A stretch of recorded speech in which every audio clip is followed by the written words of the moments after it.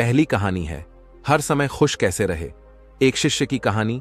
यह कहानी है एक बुद्धिस्ट साधु की और एक गरीब व्यक्ति की। यह कहानी आपको बताएगी कि कैसे हर परिस्थिति में खुश रहे। एक जंगल में एक संत रहता था। इस संत के आश्रम में कई सारी गाय थीं। एक दिन इस संत के पास एक गरीब व्यक्ति आया और उसने संत से कहा कि मेरे पास रहने के लिए कोई जगह नहीं है और कई दिनों से मैं भूखा हूं। आप मुझ पर अपनी कृपा करो और मुझे अपना शिष्य बना लो ताकि मैं आपके साथ आपके आश्रम में रह सकूं। संत ने इस गरीब व्यक्ति की बात मान ली और उसे अपना शिष्य बना लिया। संत ने उसे एक गाय दे दी और कहा कि तुम इस गाय की सेवा करो तथा इससे मिलने वाला दूध केवल तुम्हारा ही होगा। इसके अलावा रोज तुम 2 बार भगवान के नाम का जाप भी किया करो। संत की बात को मानते हुए शिष्य ने गाय की सेवा करनी शुरू कर दी और रोज भगवान का नाम लिया करता था। गाय से मिलने वाला दूध शिष्य खुद ही पी जाता था। आश्रम में रहकर शिष्य काफी खुश था और एक दिन उसने संत का धन्यवाद करते हुए उनसे कहा कि आपकी वजह से ही मेरा जीवन सुखी हो पाया है। संत मुस्कुराकर बोले, यह तो अच्छा है, लेकिन उसके कुछ दिन बाद ही गायक हो गई। गायक होने के कारण शिष्य को दूध नहीं मिल रहा था, जिसकी वजह से उसने पूजा करना भी छोड़ दिया और दुखी रहने लग गया।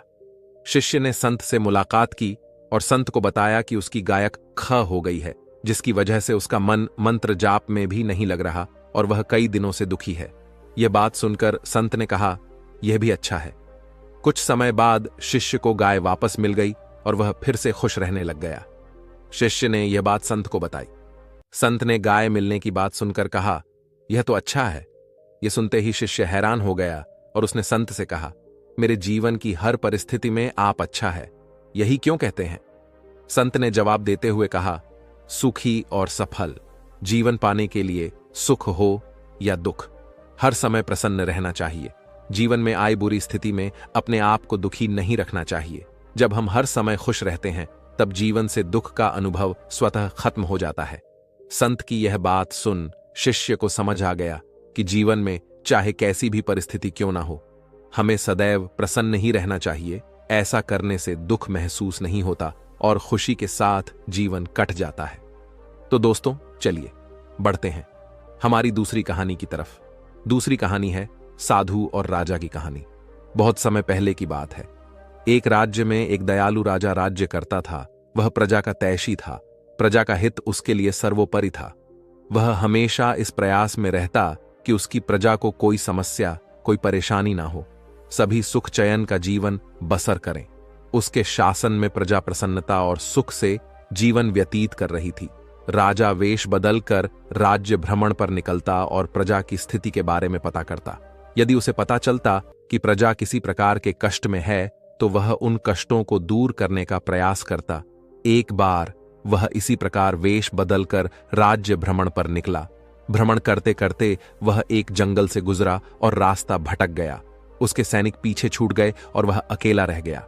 रास्ता ढूंढता हुआ वह एक स्थान पर पहुंचा। उसने देखा कि वहां एक कुटिया बनी हुई है। राजा को भूख लगाई थी। उसने सोचा यहां अवश्य भोजन की व्यवस्था हो जाएगी। उसने अपने घोड़े को एक पेड़ से बांधा और कुटिया में प्रवेश किया। वह एक साध की कुटिया थी। गेरू वस्त्र धारण किए एक साधु पेड़ के नीचे आसन लगाकर बैठे थे। उनकी आंखें बंद थीं और वे ध्यान में लीन थे। राजा ने देखा कि उस स्थान का वातावरण बहुत ही सुंदर है। पेड़ पौधे हरे भरे हैं, जिनमें फूल और फल लदे हुए हैं। पंछी उन्मुक्त होकर विचरण कर रहे हैं। राजा यह देखकर बड़ा प्रसन्न हुआ।